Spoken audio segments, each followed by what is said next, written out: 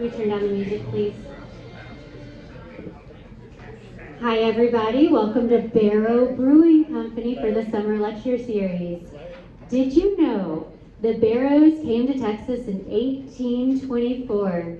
And when I was researching, as my husband was building out the brewery, I found out that his ancestors' cattle brand was an upside down wine glass. Cheers to that.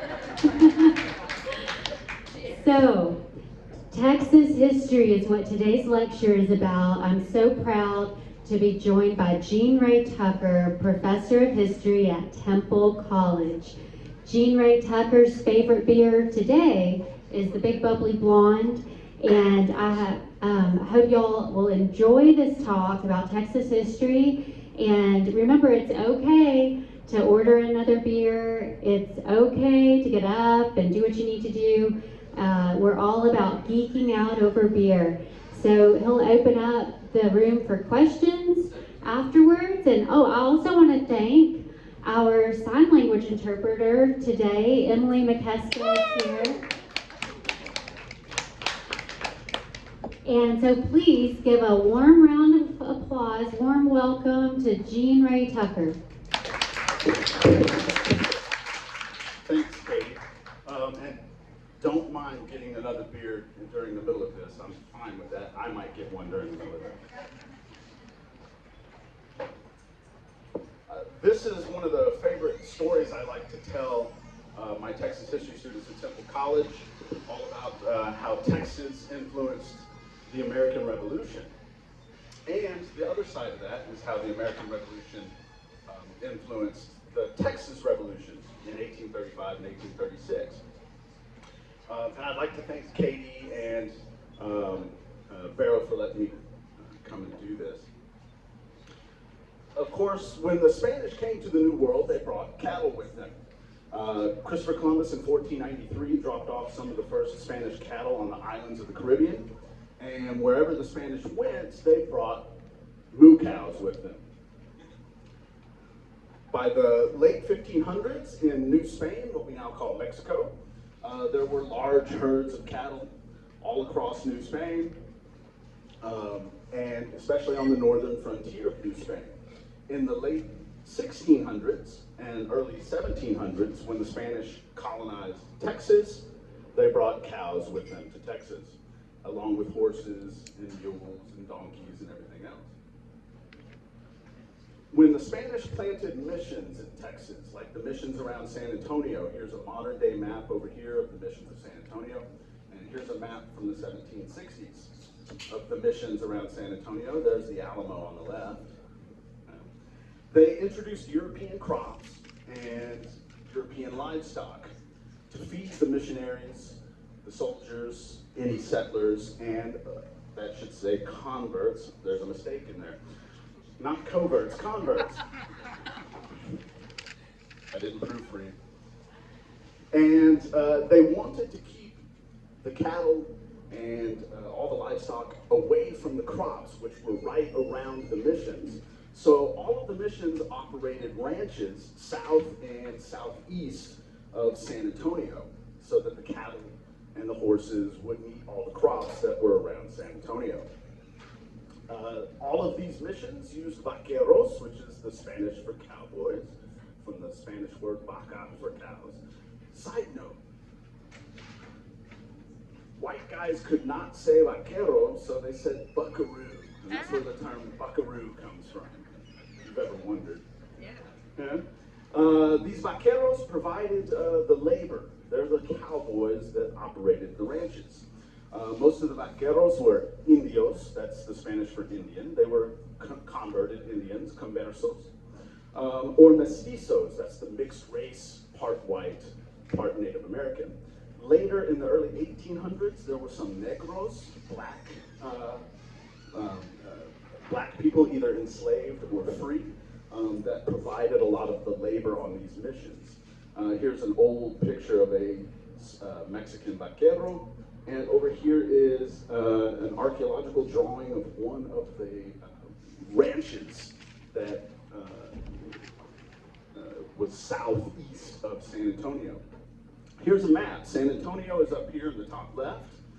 These are some ranches in the San Antonio River Valley by 1780. There were so many ranches, either owned by the missions, the churches, or by individual families, that in 1778 the Spanish government ordered the ranches in Texas to start branding their cattle. Okay? And here are some of the original brands over here on the right. Some of the missions, some of the Spanish families, and some of the first Anglos. Like this one in the middle is Stephen F. Austin's Mexican brand. Cowboys would round up the cattle a few times each year to brand the young cattle. In Spanish, of course, to round up is rodeo, which once again, white guys couldn't say rodeo, so it's rodeo in Texas. I have a whole bit on how white guys can't say Spanish words. I mean, we are in a town called Salado, which is not how you pronounce it. And it flows into a river called the Leon. That's not how you should pronounce it.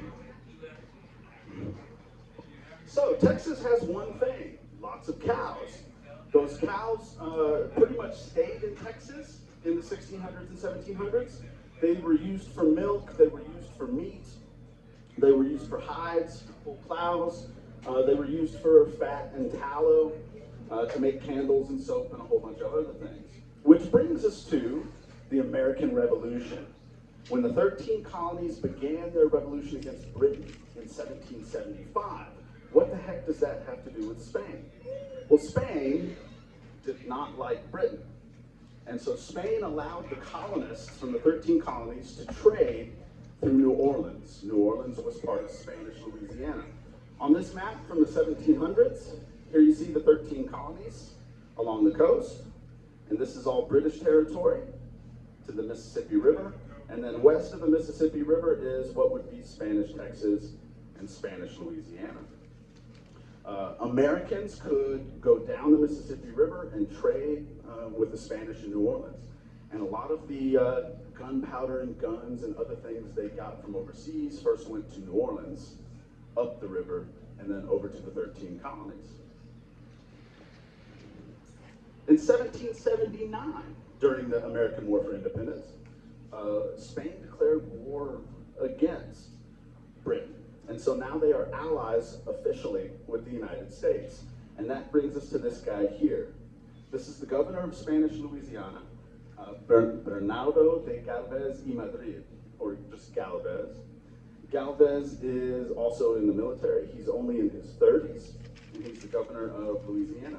He was tasked by King Carlos III of Spain with defending Spanish Louisiana and attacking British positions in the Gulf, especially British Florida. Florida was British at the time. Galvez had served as a young man in the province of Texas, and he knows that Texas has one resource: cattle.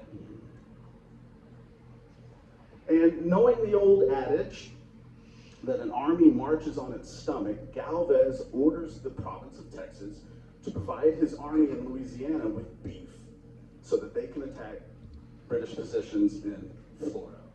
And between 1779 and 1782, several roundups, several cattle drives with Spanish Texas vaqueros and soldiers stationed in Spanish Texas drove these cattle, about 10,000 of them, from 1779 to 1782, drove them to Louisiana. They would gather the cattle around La Bahia, which is now Goliad. They would take it up the lower road to Nacogdoches, over to Natchitoches in Louisiana, down to Opelousas, and then over to New Orleans. So these are the first large-scale cattle drives in Texas. Instead of just driving them from ranch to market, they're taking them hundreds and hundreds of miles. And with this Texas beef in their bellies, the Spanish soldiers in 1779, led by Galvez, took over Fort Butte from the British, and then took over Baton Rouge from the British. In 1780, with Texas beef in their bellies, these Spanish soldiers in 1780 took over Mobile from the British. And then in 1781, again with Texas beef in their bellies, these Spanish soldiers took over Pensacola from the British. And if you notice these years, especially 1781 is the same year as the Battle of Yorktown in Virginia, where General George Washington and the Americans, with the help of the French, defeat the British. For Galvez, he wasn't done. In 1783, he invaded the Bahamas and was planning to take over Jamaica when the war ended in 1783. And so Galvez and Spanish forces, with Texas beef in their stomachs, were able to pin down thousands of British troops in British Florida, thousands of British troops in the Bahamas, and thousands of British troops in Jamaica. And those thousands of British troops could have fought in America against George Washington and American forces, but instead, America wins the day. The Spanish king ennobled Galvez, named him Count de Galvez and Viscount of Galveztown. Okay? Galveztown was a town that he founded in Louisiana for English-speaking immigrants to Spanish Louisiana. Galveztown was also the name of a ship that he took over from the British that attacked British ships in Lake Pontchartrain. Galveztown was shortened in Spanish to Galveston, and in the 1780s, a Spanish map maker labeled a gulf and an island along the Texas coast Galveston. Okay, so the next time you're down there for spring break, it's named after this guy. Right? Unfortunately for Galvez, a few years later, he died in 1786. He got the plague in Mexico City when he was viceroy in Mexico City. But in 2014, the US government made him an honorary citizen of the United States for his contributions to the American Revolution, just like the more well-known Lafayette and the French contributions to the American Revolution. Texans not only provided beef that helped win the American Revolution, at least a dozen Tejanos from around San Antonio fought in Florida in Galvez's forces, and they raised at least 1,600 pesos for the United States cause from Texas Tejanos. And so Spain did contribute a lot, and Texas contributed a lot to the American Revolution. Which brings us to the flip side of this. Okay? These are the ranches in the 1780s around San Antonio. And if you know anything about Texas history, you may notice some of these family names, like Jose Francisco Ruiz, or Jose Antonio Navarro, or Juan Seguin. Their families provided cattle to the American cause and to American freedom without lots of people knowing it. Which brings us to the American contribution to the Texas Revolution. At least 42 US soldiers migrated to Texas in the early 1800s, and some of them were still alive in 1836 during the Texas Revolution. So that's a direct influence on between the American Revolution and the Texas Revolution. But most of the white colonists from the United States that came to Mexican Texas between 1821 and 1836 grew up in a time where the ideas of the American Revolution were very widely celebrated. America was a young country. They imbibed a lot of the ideals of the American Revolution. They read books about Washington and Jefferson and Adams, and they lived and breathed this stuff, and they brought it with them to Texas. For instance, if they grew up in the 1820s, in 1824 and 1825, the Marquis de Lafayette toured all 24 states of the United States. This was a big deal. It's why a lot of towns in Texas are named Lafayette or Fayette or Fayetteville, named in his honor. Here's Lafayette visiting the tomb of George Washington in Mount Vernon in 1824. Also, America's Jubilee year, the 50th anniversary of American independence, was in 1826. That was widely celebrated, the 50th anniversary of American independence. And if you guys know the story also, the second president of the United States, John Adams, and the third president of the United States, Thomas Jefferson, who pushed through the Declaration and wrote the Declaration, both died on July 4th, 1826, the 50th anniversary of American history. It sounds like it should be fake, but that's a real thing that happened. Okay? So all of these white guys that come to Texas in the 1820s and 1830s grew up living and breathing the American Revolution.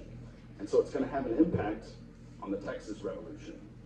For instance, in 1826, Stephen F. Austin was riling up his troops to go fight a group of Tawakoni and Waco Indians that were attacking Austin's settlement. And he said, "You are the descendants of freemen, the descendants of brave soldiers, also American.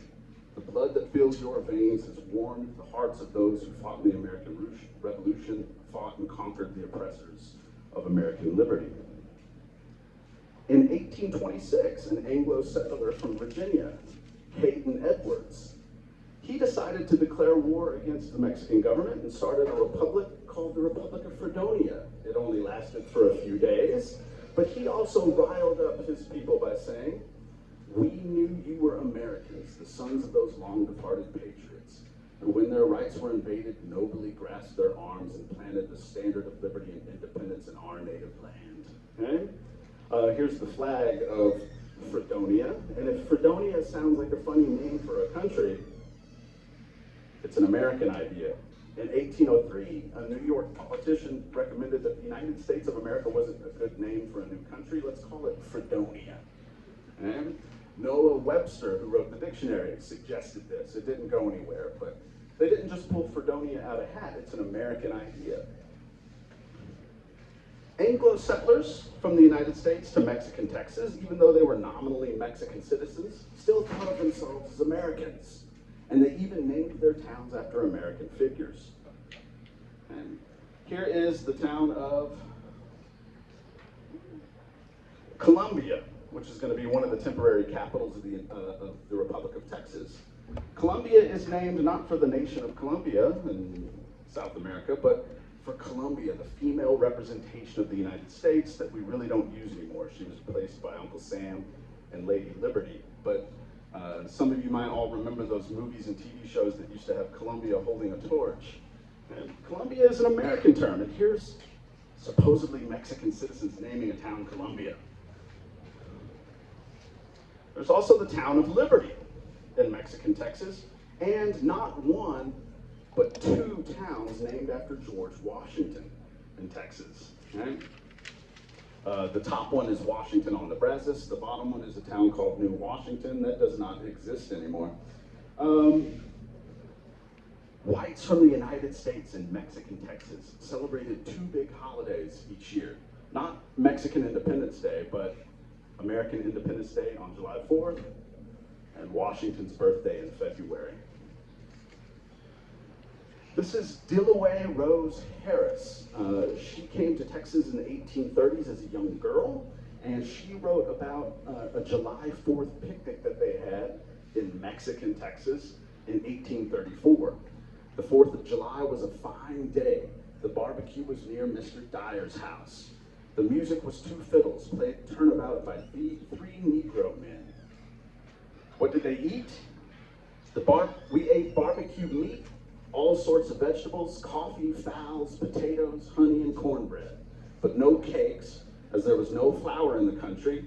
The whiskey gave out early in the evening. She also talks about how the young people danced all through the night until the early morning. She said she visited 4th of July celebrations in St. Louis, and they compared nothing with the Texas celebration in 1834. When Texas was actually still part of Mexico, the whites that lived there are celebrating American Independence Day. In September of 1835, Mexican officials demanded that the town of Gonzales give back a little cannon that they gave them. And they refused to give up this cannon and asked for armed volunteers. On the evening of October 1st, 1835, these armed volunteers were given a speech by a Methodist minister named William T. Smith. And once again, they used the ideas of the American Revolution to get these guys riled up. The same blood that animated the hearts of our ancestors of '76 still flows warm in our veins. And let us go into battle with the words of the immortal Patrick Henry deeply impressed upon our hearts. Give me liberty or give me death. And of course, the next day, October 2nd, 1835, They fired upon Mexican soldiers trying to come and get this cannon. And that's the beginning of the Texas Revolution of 1835 and 1836. And they had a plaque that said, "Come and take it," with the drawing of a cannon on it. After the battle, they turned that into a flag. But they didn't come up with "Come and take it." That's also from the American Revolution. In 1778, on the coast of Georgia, a British contingent asked an outnumbered American fort called Fort Morris to surrender, and the colonel there, a guy named John McIntosh, wrote them back and said, "As to surrendering the fort, come and take it." And the British withdrew without trying to take the fort. This was very popular in Georgia. Come and take it. And that came over to Texas as well. A few weeks after the fighting began, the only newspaper in Texas, the Telegraph and Texas Register, printed a new version of a revolutionary American song, Yankee Doodle, which included words changing it into a Texas song. Okay? "Huzzah for the Texas Volunteers, we are the boys so handy. We'll teach the Mexicans to fear our Yankee Doodle dandy." Okay? Down in Goliad, Philip Dimmitt, the commander of forces there, told his men, "Let us prove to the enemy that we are not unworthy descendants of Washington." At a meeting of Texas patriots on October 13th, they resolved that they are standing up, quote, against the Mexican government for, quote, "the same sacred cause which our fathers in '76 defended, and which we, their descendants, are here able to support." This is an array of some Texas flags during the Revolution, and you'll notice they all have American elements to them. Stripes, the phrase "liberty or death." Okay?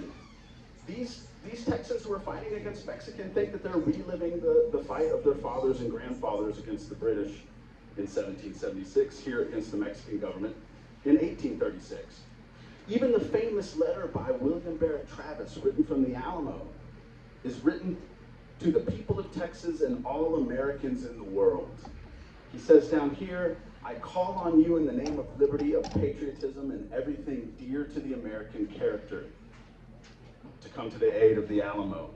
He even includes the phrase "victory or death," which was also from 1776. The Battle of San Jacinto, later in April 1836. Supposedly, Sam Houston wore a tricorn hat, which was long out of fashion at the battle. Okay? He liked dressing up. Sam Houston later dressed up as George Washington to give a farewell address at President Lamar's inauguration, the guy that took over from him. Okay? He even wore a powdered wig. Okay? Some reports say that at the battle that day, the song "Yankee Doodle Dandy" was played by the Texas forces. And I'll finish with these last two examples.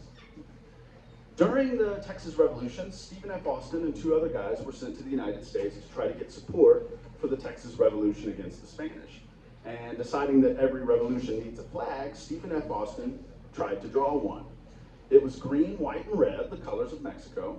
It had crosses in the upper left representing the British, since most colonists from the United States were of British descent. And it had stripes like the US flag and a lone star. This is his actual drawing of his planned flag of Texas. It would have looked something like this. God, that's ugly. The two commissioners with him, William Wharton and Branch T. Archer, said, "We don't like this flag, let's make some changes." They made some color changes, but in addition to these color changes, they said, "Let's have an image of George Washington on this flag with the motto, 'In his example, there is safety.'" It would have looked like this. That's god-awful. But it has George Washington on it. Okay?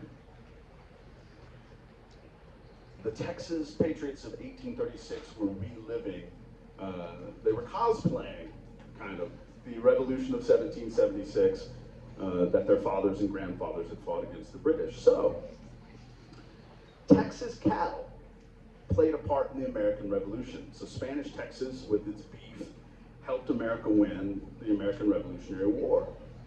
And then the ideas of the American Revolutionary War were some of the things that convinced the Texans to fight against Mexico and get their independence in 1836. After 1836, the Republic of Texas celebrated the importance of cattle ranching in Texas with this image on their $2 bill, a cowboy roping a longhorn. Okay? That's the story, and if you guys have any questions, I'd love to take them. And thank you for listening to me, and have another beer.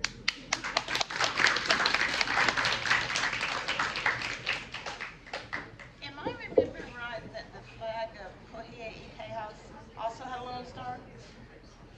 The Mexican flag of Coahuila y Tejas, which was the three combined days, state, red, white, it looked like a Mexican flag, but in the middle it had two stars, one for Coahuila and one for Texas. But the idea of a lone star representing a single country is an American idea. The first Lone Star flag was actually some rebels in West Florida rebelling against the Spanish in 1810, had a single blue flag with a white star. And some of those rebels against the Spanish in 1810 moved to Texas. So the idea of the Lone Star Republic is an American idea as well. A lot of what we hear, though, of early Texas history talks so much about the Anglos, the Americans coming to Texas, but so many were also from Alsace-Lorraine, Ireland, Germany, Czechoslovakia, who came directly to Matagorda Bay rather than coming through the United States. Right. The majority were from the United States, where they came from before that. But yes, Texas had a whole bunch of people from a whole bunch of different places when it was Spanish and when it was Mexican. Yes, Czech, Germans, French. That's one of the things that irritates me about the State History Museum, the Bullock Museum in Austin, is the way they interpret it there. You get that everybody came from America, and we didn't. Nobody ever does.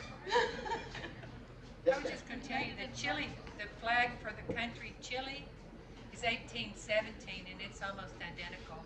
Right, the flag of Chile looks very close to the flag of Texas, and there is some. They claim Texas. Right. Stolen. There is some evidence that the people that designed the Texas flag later may have had probably seen a Chilean flag. So, where our current Texas flag comes from, it's a big debate. It's about the Texas flag. So let me start off with fifth generation Texas, which really isn't that far back if you think about it. Maybe These days. right around the Civil War. But so I'm very proud of Texas. So anything I say, just remember I'm quoting what someone said. Wants to leave without any trouble. So years ago, I took the children on the river walk. We took them on the little tour of the boat. And one of the tour guides said something that I thought, I'm not going to argue with him, but I referred back to the U.S. flag code that any flag can be the same height as the U.S. flag as long as the U.S. flag is on the far left. If it's not on the far left, the U.S. flag has to be above it. And the tour guide said, well, Texas is the only flag that's allowed to be flown at the same height as the U.S. flag because it was once its own country. And I didn't argue with him, so give me some insight on that. Yes, it's an urban legend that the Texas flag is allowed to fly the same height as the American flag. Any state flag can fly the same height as long as the U.S. flag is on the left. And Texas is not the only U.S. state to be a country. There's Hawaii, California was, and Vermont. That's one that most people don't know. Vermont was its own country for several years.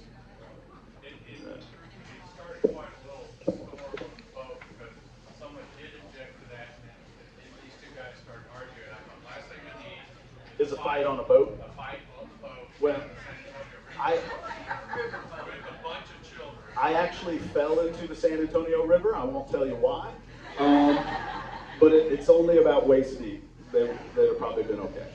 Great. Will y'all please give one more round of applause for Professor?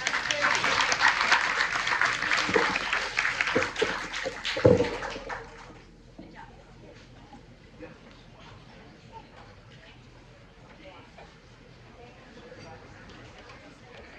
Oh no.